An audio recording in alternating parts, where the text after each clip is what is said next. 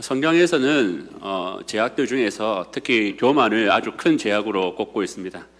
근데 세상 사람들이나 또 우리도 살다 보면 교만이란 것이 그렇게 큰 제약으로 여겨지지 않을 때가 참 많죠. 왜냐하면 세상에서 살인을 한다든지 강도를 한다든지 사기를 친다든지 하면 이제 감옥에 가게 되잖아요. 근데 교만하다는 이유로 감옥에 가지는 않습니다. 너 좀 오늘 좀 교만하네, 경찰에 신고할까? 라는 말 들어본 적 있습니까? 그러니까 세상 사람들도 교만에 대해서는 큰 죄라고 인식하지 않고, 또 우리 다 살다 보면 자연스럽게 교만해지면 이것이 큰 죄악인가? 또 어떤 사람의 교만을 봤을 때 저 사람이 진짜 죽을 만한 죄를 짓고 있다라고 우리가 인식하지 못하는 것이 사실입니다. 근데 성경은 교만을 아주 큰 죄악으로 지적하고 있죠. 그것도 그랬듯이 최초의 죄악이라고 말하는 선악과를 먹게 되는 그 사건에 있어서 아담과 하와의 그 죄는 교만으로부터 시작됩니다. 그래서 교만이 온갖 죄악들을 열어 제껴버리는 어떤 아주 크나큰 죄악이죠. 오늘 본문도 다윗의 교만에 대한 본문을 다루고 있습니다. 이야기를 다루고 있습니다. 오늘 다윗의 시편은 다윗의 말년에 교만하여졌을 때 이스라엘 군대의 수를 이제 의지하면서 인구조사를 하게 되죠.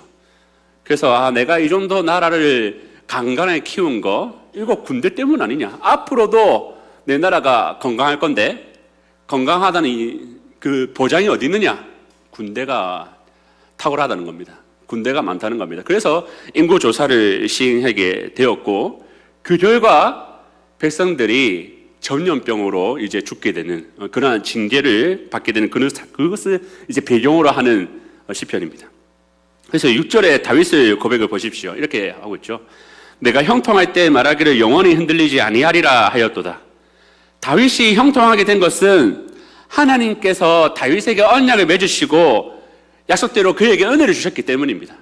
하나님께서 다윗에게 모든 것을 베풀어 주셨기 때문입니다. 그런데 본문의 다윗은요, 그것을 1인칭으로 바꿉니다. 내가 영원히 흔들리지 않을 것이다. 왜 흔들리지 않는다고 다윗이 말하고 있습니까? 하나님 때문에 나는 흔들리지 않는다라고 말하는 게 아닙니다.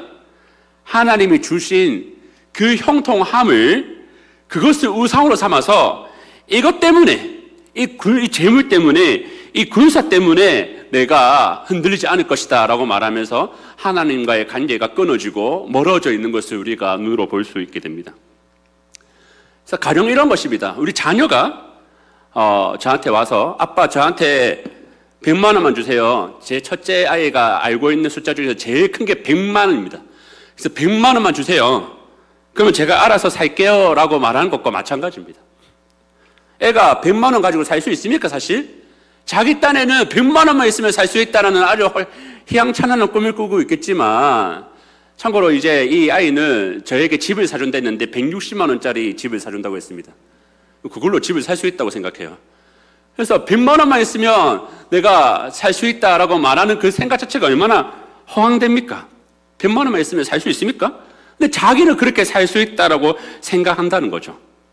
그래서 100만 원만 주면 저는 잘 살겠습니다. 저는 아버지 도움 필요 없어요. 100만 원 있으면 알아서 삽니다. 이렇게 얘기를 한다고 칩시다. 사실 제 마음으로는 진짜 100만 원 주고 싶어요. 100만 원 주면 육아 졸업할 수 있다면 알아서 잘 클 수 있다면 얼마나 이득입니까? 아이들 하나 키우는데 몇 억이 든다는데 100만 원 우리가 살 수 있어 라고 하고 싶겠지만 사실은 그렇게 못 살죠. 100만 원 어떻게 아이가 삽니까? 자기 딸에는 아주 큰 금액이라고 얘기하는데 근데 100만 원만 주면 난 알아서 잘 클 수 있다 라고 말하는 것이 얼마나 듣는 입장에서는 섭섭하겠습니까? 이때까지 너가 살아온 것이 돈이 있어서 살아온 게 아닌데 네가 지금까지 자라난 것이 돈이 너에게 해준 게 아닌데 그 가족이라는 따스함, 그 아플 때 그 열을 닦아주던 그 자상함과 그 모든 것을 영양분을 잘 섭취하게 해서 잘 자라게 하는 것, 밤마다 기도하는 것, 이런 사랑과 이런 돌봄과 이런 관계와 교제를 통하여서 이 아이가 자라가고 있는 건데 나는 돈만 있으면, 나는 이것만 있으면 혼자 잘 살 수 있습니다 라고 말하는 것은 아버지를 모욕하는 것이죠. 아버지를 배신하는 겁니다. 지금까지 내가 살아온 것은 아버지 때문이 아닙니다라고 말하는 것과 크게 다르지 않습니다. 내가 그걸로 살 수 있다는 것은 그것으로 말미암아 내가 이때까지 살아왔습니다라고 말하는 철없는 아이의 투정과도 같습니다. 그건 매우 아버지에게 모욕적인 것이죠. 그래서 우리에게도 그런 것이 한 번씩 발견됩니다. 하나님을 인격적으로 대하지 아니하고 하나님 아버지께서 있어서 저는 살 수 있었습니다. 아버지 100만 원이 뭐가 필요해요? 저는 아버지가 있었기 때문에 살 수 있었고 앞으로도 아버지만 있으면 됩니다라고 말하는 것이 가장 배점짜리 아닙니까? 이렇게 인격적으로 아버지를 대하지 않고 하나님 제게 돈 좀 주십시오. 하나님 제가 이렇게 하고 있는데 이렇게 좀 열리게 해주십시오. 세상의 신점이나 타로카드 의지하듯이 그저 내 삶을 조금 더 잘 살게 해줄 도구로 그런 것을 공급할 어떤 공구처럼만 생각하고 하나님께 나아가는 모든 것들이 다 교만인 것이죠. 혹은 더 나아가서 내게 있는 것으로 세상을 살아갈 수 있다. 내가 한 1억만 모으면 어느 정도 내가 살아가는 데 노후는 문제없지 않겠나라고 생각하는 것들. 이러한 모든 어떤 자리, 이 정도 승진하고 이 정도 자리에 차지하고 있으면 어떻게든 내가 먹고 살겠지라는 이러한 자리와 명예와 어떤 그런 것들을 의지하는 모든 것들은 여기까지 우리를 도우시고 인도하신 하나님을 모욕하는 것이죠. 교만은 하나님을 모욕하는 겁니다. 그래서 만약에 아이의 입에서 저에게 아빠 100만 원만 주면 혼자 살 수 있어요 라고 말한다면 저는 선택해야 됩니다. 100만 원 줘서 진짜 보내버리던가 아니면 교육을 시키던가. 제가 어떻게 해야 되겠습니까? 교육을 시켜야죠. 이걸 왜 고민하고 있습니까? 100만 원은 줘서 진짜 보내버리는 게 아니고 교육을 시켜야죠. 어떻게 교육해야죠? 저는 이렇게 교육할 것 같습니다. 그래, 그러면 너 나 없이 한번 잘 살아봐라 라는 교육을 할 것 같아요. 좀 소심합니까? 네. 한번 잘 살아봐라. 그래, 네 한번 내 없이 잘 살 수 있다는데 한번 해봐라. 네가 소중한 거는 익숙해서 그런데 이게 없어져 봐야 소중한 걸 깨닫지 않습니까? 그래서 한번 나 없이 한번 잘 살아봐라 라고 아이에게 베풀었던 관심과 사랑을 끊어버리겠지요. 그러면 이 아이에게 중요한 것은 돈이 중요한 게 아니구나. 늘 나에게 따스한 사랑의 미소로 인사로 안아주고 포옹해주고 나의 손을 잡아주고 학교에 데려다주고 기도해주고 모든 먹을 것과 마실 것을 공급해주던 우리 아빠의 사랑이 나에게 필요한 거구나라는 것을 비로소 깨닫게 되는 것입니다. 하나님께서 다윗에게 하신 것도 이것입니다. 네가 군사만 있으면 된다고? 그래, 군사 줄 테니까 네가 알아서 하라고 버린 게 아니죠. 하나님은 다윗을 치십니다. 징계하시죠. 그래서 7절에 보시면 하나님께서 주의 은혜로 나를 산같이 굳게 세우셨는데 주의 얼굴을 가리심에 내가 근심하였나이다 라고 다윗이 말하고 있습니다. 하나님께서 그 얼굴빛을 더 이상 다윗에게 비춰주지 않습니다. 더 이상 하나님께서 그 인자한 미소를 다윗에게 보여주지 않습니다. 다윗의 왕권이 다윗이 스스로 세운 것이 아니라 혹은 사람들이 자기에게 준 것이 아니라 내가 주었다. 내가 너에게 주었다는 것을 알려주기 위해서 하나님께서는 다윗에게 주었던 그 왕권을 치십니다. 수많은 자기 백성들이 7만 명이나 되는 백성들이 자기의 교만함으로 말미암아서 죽었다는 것은 다윗의 왕권에 있어서 치명적인 타격입니다. 게다가 다윗은요 사울과는 다른 사람입니다. 사울은 착취하는 세상 왕의 모델로 세워졌지만 다윗은 예수 그리스도의 왕권을 예표하는 자였습니다. 다윗이 처음으로 그의 기름 부음을 받고 그의 왕권을 드러냈던 적은 골리앗 앞에서였죠. 그가 골리앗 앞에 나아갈 때 사울이 너 할 수 있겠냐고 했을 때 다윗은 이렇게 얘기합니다. 내가 양을 지킬 때, 양을 칠 때에 공과 사자 앞에서 내가 양을 칠 때 하나님께서 나를 이기게 하셨다. 다윗의 기본적인 마인드는 뭡니까? 곰이나 사자, 대적들이 왔을 때 양들을 던져가지고 양들 먹고 나를 살려주세요가 아닙니다. 양들을 지키기 위해서 양들 앞에 사자와 곰과 싸우는 그러한 양을 섬기는 자, 백성을 섬기는 자, 예수 그리스도의 왕권을 예표하는 자로서 다윗을 세워줬습니다. 그런데 이렇게 다윗 앞에 다윗이 세워졌는데 다윗이 교만해지니까 이 백성들을 자기 권력의 도구로 이해한 겁니다. 이 군사들이 이렇게 많으니까 내 왕권이 든든하지 라고 생각하면서 이 백성들을 착취하는 왕으로 바뀌어 버린 것입니다. 다윗이 자기의 죄악으로 이 자기 백성들이 전염병으로 죽어나가는 것을 보았을 때 그 다윗의 마음이 얼마나 후회스럽고 절망스럽고 고통스러웠겠습니까? 한때는 자기 양들을 위해서, 자기 백성들을 위해서 사자와 공 앞에서, 골리앗 앞에서 서면서 자기 백성을 위해서 살던 사람인데 교만해져서 자기 백성들을 착취하는 이 모습이 가시적으로 전염병 앞에서 자기 때문에 백성들이 죽어나가는 것을 보면서 다윗이 얼마나 무너졌겠습니까? 우리의 마음이 교만으로 가득 차 있을 때 이러한 일이 생깁니다. 우리에게 성이라고 주신 우리의 배우자를 착취하고 감정적으로나 물리적으로 폭력을 행하게 되죠. 우리의 자녀들도 마찬가지입니다. 자녀를 섬기고 하나님의 귀한 백성으로 잘 가르치고 양육해야 되는데 이 만몬과 이 몰렉에게 드리던 그 우상숭배처럼 이 세상에서 떵떵거리며 살도록 잘못된 생각과 악한 생각을 주입하면서 그렇게 돈과 사람의 인정에 목말라 하는 명의욕에 미쳐하는 그러한 사람으로 만들어버리는 부모가 얼마나 많은지요. 사람이 교만하면 자기 직장에 있는 사람들을 섬길 줄 모르고 갑질하고요. 자기 직장을 통하여서 많은 사람들이 섬겨야 되는데 오히려 속이고 착취하는 게 나타난다는 겁니다.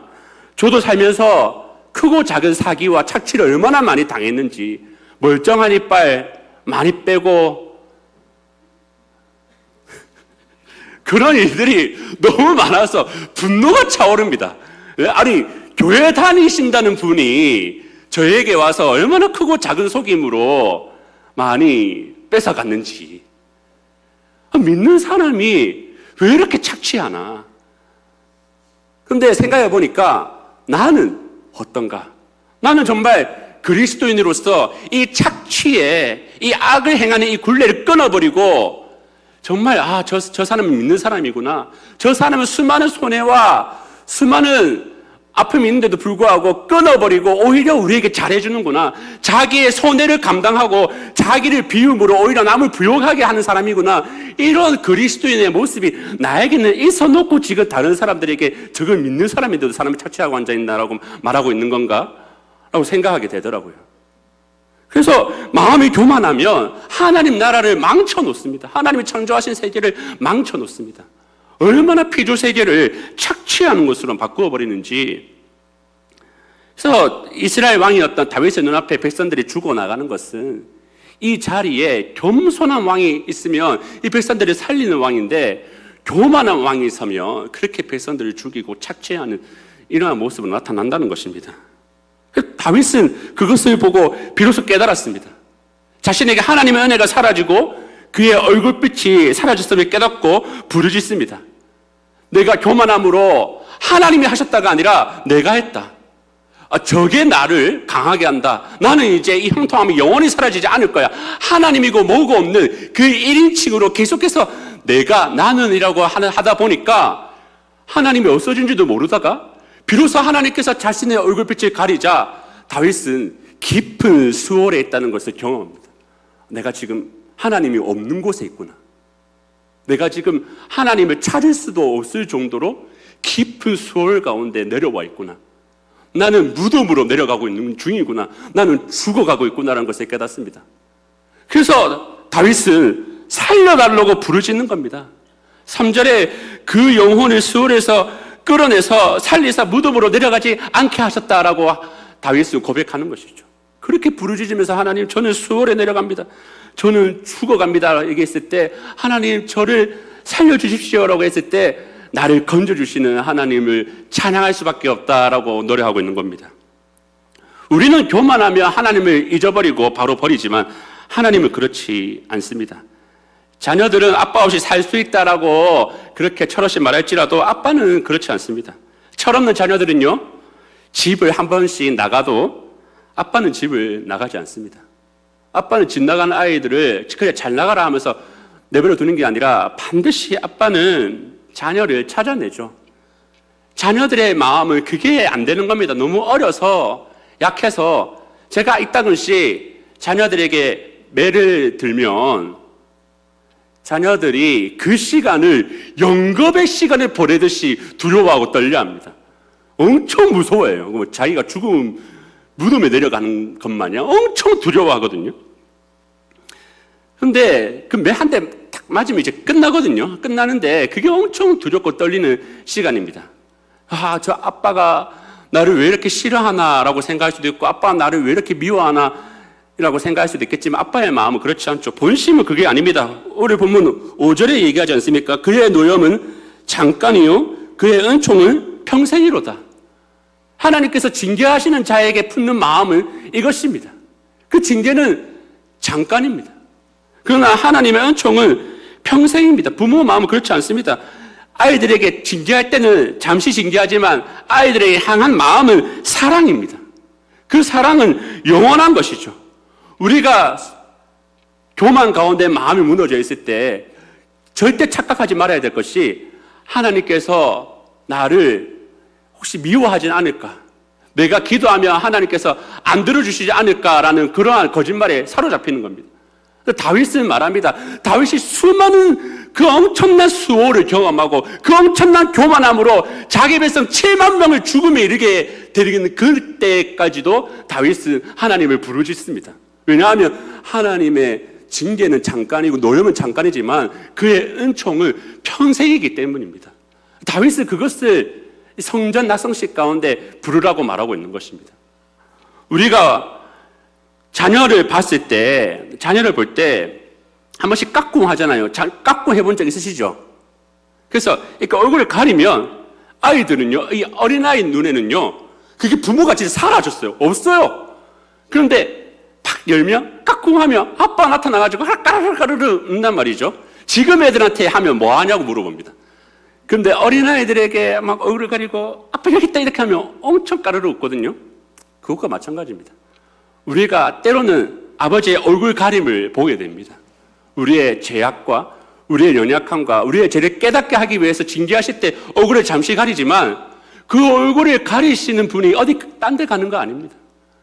그분에게 그분의 얼굴을 구하고 그분의 자비를 구할 때 그분은 그의 얼굴을 다시 한번 우리에게 비추어주고 그 빛이 우리에게 비출 때 우리를 깊이 감추고 우리를 깊이 감싸고 있던 그 어둠은 순식간에 사라지는 겁니다.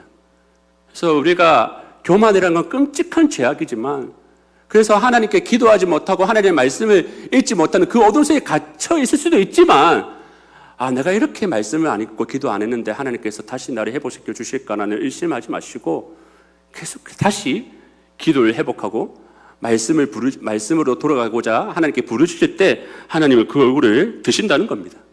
다윗의 고백을 계속해서 보십시오. 9절을 보십시오. 내가 무덤에 내려갈 때 나의 피가 무슨 유익이 있으리요? 진토가 어떻게 주를 찬송하며 주의 진리를 선포하리까? 라고 합니다.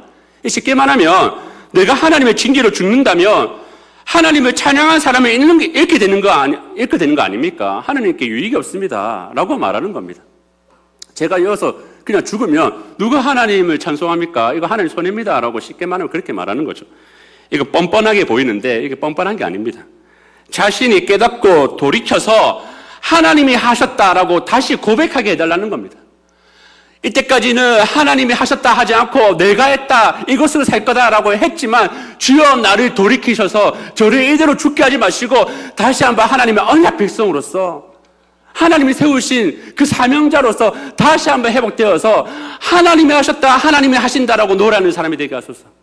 하나님께 감사하고 하나님의 영광을 드러내는 자로서 그렇게 살아가게 해달라고 다윗이 하나님께 간구하는 겁니다. 다시 하나님의 은혜를 말하고 그의 기이하신 아름다운 덕을 선포하며 살게 하소서. 내가 교만하여서 내가 왕으로 살고 내가 최고라고 살아왔던 그 지난 날을 후회하고 다시 한번 기회를 주셔서 하나님의 백성으로 살게 하소서. 그렇게 기도하는 것입니다. 그래서 이 하나님의 징계로 이 다윗이 다시 한번 하나님을 보게 되고요. 또 겸손하게 되니까 또 하나님과 관계도 회복되고 자신의 사명도 회복되고 있음을 우리가 보게 되는 것입니다.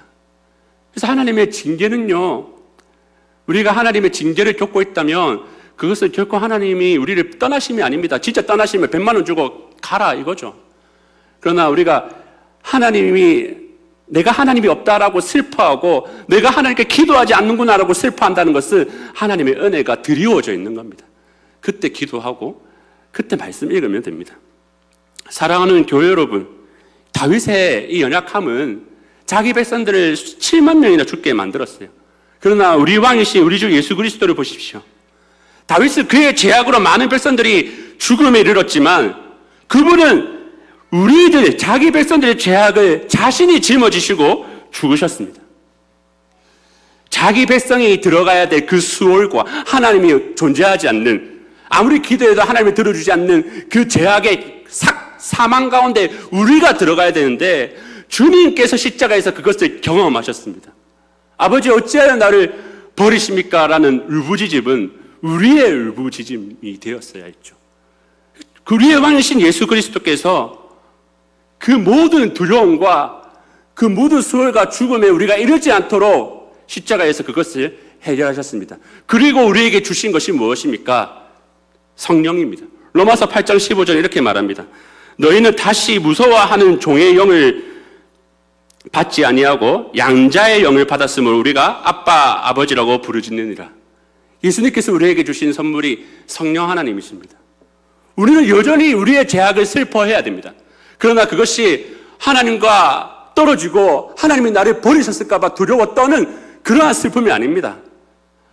아빠라고 말하면서 아빠, 아버지, 내가 아빠와 멀어진 것에 대해서, 내가 아빠를 모욕한 것에 대해서, 내가 아빠를 사실 너무 사랑하지만 아빠를 멀리한 것에 대한 슬픔과 후회의 눈물은 우리에게 여전히 있어야 됩니다. 왜냐하면 그것이 양자의 영이기 때문입니다.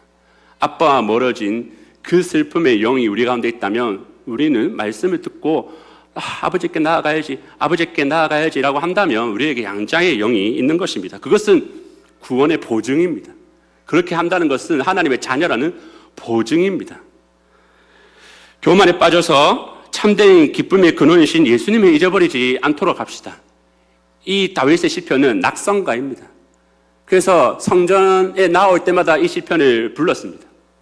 이 성전은요, 슬픔과 염려와 걱정과 죄악들과 죽음을 가지고 오는 자들에게 기쁨과 즐거움과 그리고 영생과 생명으로 바꾸어주는, 슬픔이 변하여 기쁨이 되고 죽음이 변하여 생명이 되는 그런 곳입니다. 그 참된 성전이 바로 우리 주 예수 그리스도입니다. 우리가 가지고 있는 수많은 염려와 걱정과 아픔과 우리의 죄의 질병과 죽음에 이르는 그런 어떤 죄악들이 우리 가운데 있다 할지라도 우리의 참된 성전이신 예수님께로 나아가기만 하면 우리의 그 모든 슬픔과 염려를 바꿔주시는 분이신 줄을 믿으시기 바랍니다. 다윗이 경험했던 그 슬픔이 기쁨을 변한 것보다 더 타고난 성전 대신 예수님께서 우리와 항상 함께 하십니다. 이 시간 금요 기도회 가운데 주님께 나아가서 우리의 모든 걱정과 염려와 슬픔들이 기쁨과 즐거움과 소망으로 바뀌는 것을 경험하는 저 여러분이 되기를 주의 이름으로 축원합니다. 함께 기도.